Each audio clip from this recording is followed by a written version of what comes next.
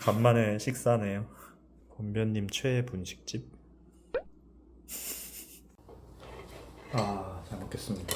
잘 먹겠습니다. 우리 옛날엔 밥 먹으면서 많이 찍었는데 요새 그럴 일이 잘 없네요. 근데 요즘 뉴스만 틀면 I am 뭐뭐예요 그거. 이게 조금 지겨워. 난 근본적으로 그 뉴스를 좀 보고 싶지 않거든요. 너무 괴롭잖아요.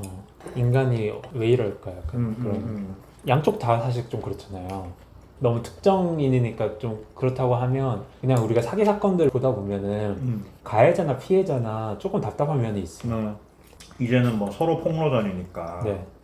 얘가 나한테 이렇게 했다, 이렇게 해서 나는 믿을 수밖에 없었다, 저쪽에서는 뭐 이렇게 해서 다 알고 있었고 나한테 오히려 이렇게까지 얘기했다, 네. 막 이런 게 폭로되고 있는데, 근데 진짜 사기 사건은 항상 그 뚜껑을 딱 열고 보면 너무 신기하지 않아요? 이걸 왜 속지? 이런 생각 좀 들지 않아요? 정말. 근데 우리가 사건을 할 때도 그러니까요. 이게 진짜 될 거라고 생각하고 돈도 투자하고 막 이랬던 건가? 이렇게 큰 돈을 그러니까. 그냥 막 정말 이 정도 얘기를 듣고 했을까 하는 생각이 드는데 실제로 이제 막 저희가 뚜껑 열었을 때 이미 늦은 때일 때가 많아서 사기범한테 돈을 어떻게 받을 수 있겠어요, 사실. 사실은 그러니까 사기죄에서 제일 답답한 면이 뭐 사기를 쳤으니까 처벌은 할 수 있겠지. 근데 나는 그것보다는 돈을 다시 돌려받고 싶은 건데 그렇게 하기는 어려운 경우가 되게 많아서 이제 우리한테 왔을 때는 좀 그런 면에서는 좀 타이밍을 놓친 경우가 많은 것 같아요. 그래서 답답한데 근데 저도 말씀하신 것처럼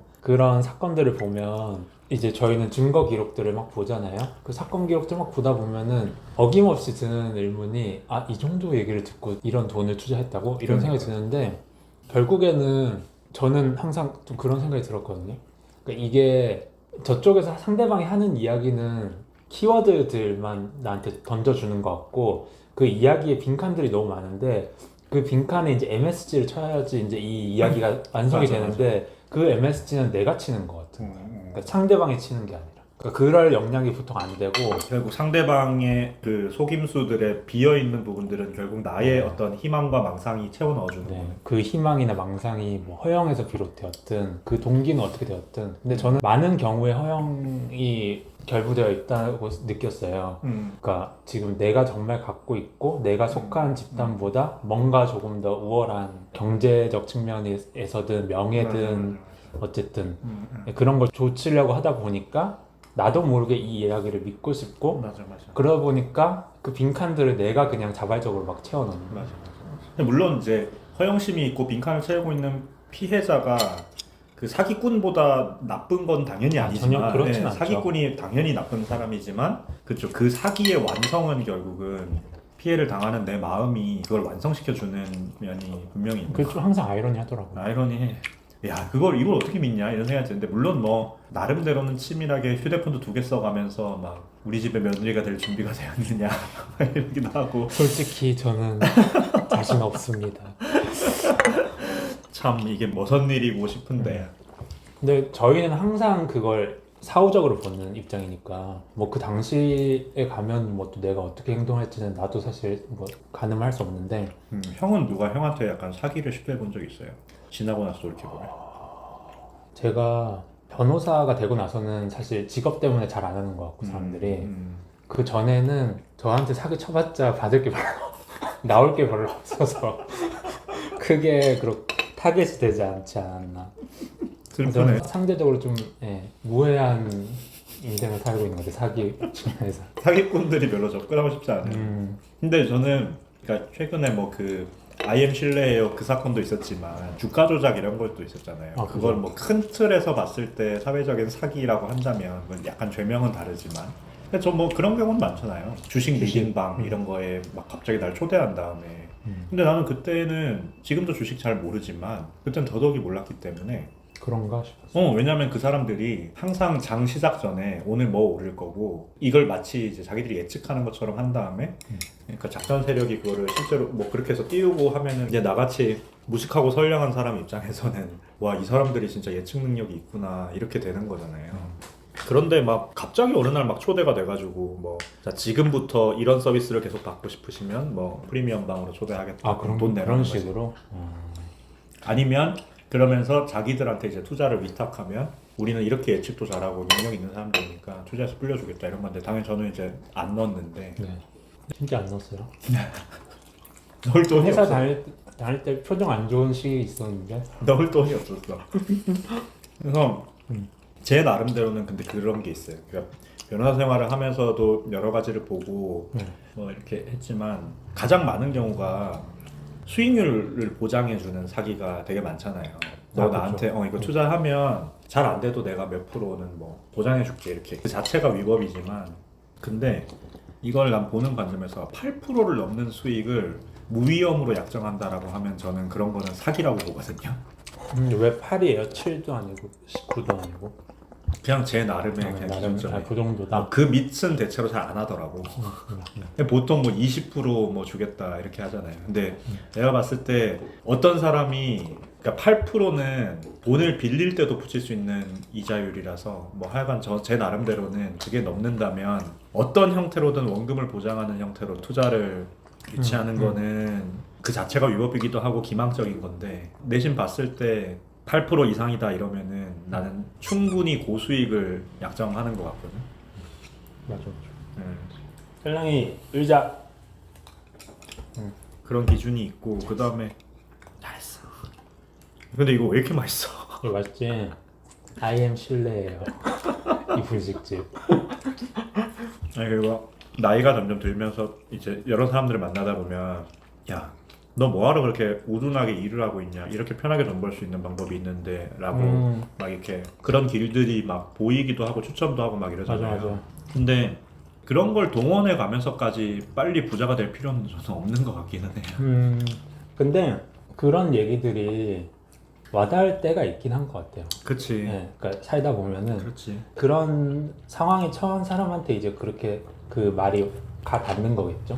그러니까 예를 들어 뭐 길 가다가 왜 도를 아십니까 하면서 찾아오는 사람들이 있는데 이런 사람들을 누가 따라가는데 십몇 년 동안 계속 이런 걸 하는 걸까 하는 생각이 드는데 그게 이제 와닿는 맞아. 사람들이 있는 거잖아요. 어떤 맞아. 시기에. 내 마음이 외롭고 뭔가 왜 이렇게 안 풀릴까 싶은데 길을 제시한다 이러면은 맞아. 그러니까 나만 너무 어리석게 돈을 막 못 벌면서 이렇게 힘들게 살아가고 있는데 갑자기 누군가들은 막 일확천금을 막 누리는 것 같다 하면은 그런 얘기가 귀에 갑자기 들어올 것 같아요. 그러니까 반대로 생각하면은 처음부터 했던 얘기지만 그러니까 물론 사기 범행의 피해자가 뭐 악하다거나 뭐 문제가 있다는 건 아닌데 그냥 내가 나를 지키기 위해서 내 상태가 어떤지랑 저 사람이 나한테 하는 이야기를 지금 내가 완성시켜서 좀 그 헛된 희망을 품고 있는 건 아닌지 하는 걸 생각해봤으면 좋겠다는 게 항상 저는 사후적으로는 보이거든요. 맞아요. 근데 그 상황에서 그런 생각을 할 수 있을지는 모르겠지만 그래도 미리 그럴 수 있다는 거라도 한번 생각을 해놓으면 만약에 내가 그런 상황에 처했을 때 그래도 조금 한 번 정도는 그 거리를 두고 좀 객관적으로 볼 수 있지 않을까. 맞아. 사회생활을 하면서 느끼는 거는 정말 사기꾼 많은 것 같거든요. 그러니까 자기 자신은 이게 사기친다라고 생각하지 않을 수 있지만 그렇죠. 결과론적으로 봤을 때 정말 사기꾼들 많은 것 같아요. 네. 지나고 나서 노력해보면. 그러니까 특히나 최근에 사기가 더 많게 느껴지는 이유가 새로운 시장들이 막 생기잖아요. 물론 뭐 역사가 발전하면서 늘 이제 그렇긴 하지만은 뭐 아예 새로운 화폐, 가상자산, 설명해줘도 잘 알아듣지도 못할 그런 개념들이 막 생기니까 그게 이제 NFT까지 발전을 했었고 막 그랬는데 제가 옛날에 뭐 가상자산, 뭐 암호화폐 이런 걸 이제 사건을 할 때 무슨 형사사건을 한 적이 있었는데 제가 고소를 하는. 근데 그 사람이 사기를 친 사람, 재단의 이사장이라는 사람이 그냥 아주머니들, 할머니들 막 모아놓고 전 세계에서 엄청 유명하다는 사람만 뭐 빌 게이츠 이런 사람도 우리가 여는 행사에 참석하기로 했다. 그러면 그분들이 정말 마지막 라스트 미닛까지 그 재단 이사장은 신이야, 신. 그 사람 마음속에서. 이사장님이 말씀하시는 건 다 맞는 말이죠. 제가 녹취록을 듣고 깜짝 놀랐다니까요. 이게 진짜 약간 종교 같은 거야. 이사장이 막 말도 안 되는 요구를 막 해. 막 투자자 더 모집해오세요. 뭐 그렇게 부지런히 일 안 하시면 어떡해요. 이런 식으로 말을 하면 화를 내야 되는 사람인데 오히려 죄송하다. 왜냐면 나는 이미 내 돈이 묶였잖아. 그러면 내 돈이 묶였으니까 이 사람한테 따지고 화를 내야 되는 사람인데 이미 종교라 가지고 지금 요 행사만 끝나면 우리 프로젝트는 대박 터지는 거예요. 이런 식으로 말을 하면 종교야 종교. 근데 이제 그 사람들을 저는 고소를 하면서 대질 조사를 해야 돼서 이 사람을 경찰서에서 딱 만나고 보면은 뭐 이런 사람한테 돈을 이런 생각이 들어. 진짜 말투도 가볍고 완전 시정잡배 같은 느낌에다가 진짜 왜 그러나 싶은데 형 말씀대로 내가 원한 세상이었던 거네. 피해자가 내가 원했던 내가 듣고 싶었던 내가 말. 듣고 싶었던 말. 내가 보고 싶은 거. 그래서 지금 그 사건도 사실은 뭐 아직 공방이 오고 가고 있으니까 어디까지가 사실인지는 뭐 맞아. 수사를 해봐야지 알겠고 그거에 따라서 이제 평가를 받겠지만 그냥 일단 저는 퍼뜩 든 생각은 그래도 본인이 조금만 그런 경각심을 가졌더라면 이 정도까지 최악으로 치닫지는 않지 않았을까.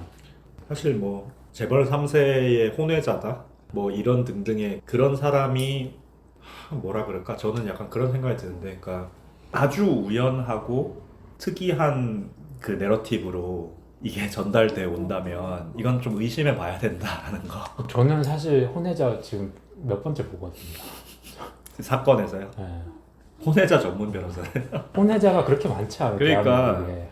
이게- 꼭 성씨 이렇게 맞춰가지고 하는 거 알죠? 그러니까 혼외자가 엄청 그게 외롭고 고독하게 생활하면서 나한테 애정을 갈구하며 접근해 온다. 근데 혼외자 스토리가 굉장히 템팅한 게 뭔가 비밀스럽고 그 비밀은 내가 이제 일부가 되는 것 같고 그치. 그러면서 또 비밀스러우니까 내가 모르는 영역들도 막 그냥 자발적으로 수긍하게 되고 그러니까요. 그게 문제야. 내가 모르는데 그걸 수긍하게 돼. 뭐 재벌 3세니까 내가 아는 과학을 뛰어넘는 어떤 수술을 받았겠지. 뭐 이런 거. 예.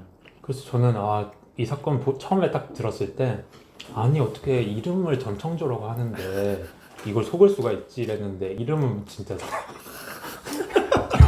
이름만은 진짜였어. 나도 속을 수 있겠다 이런 생각이 들었어.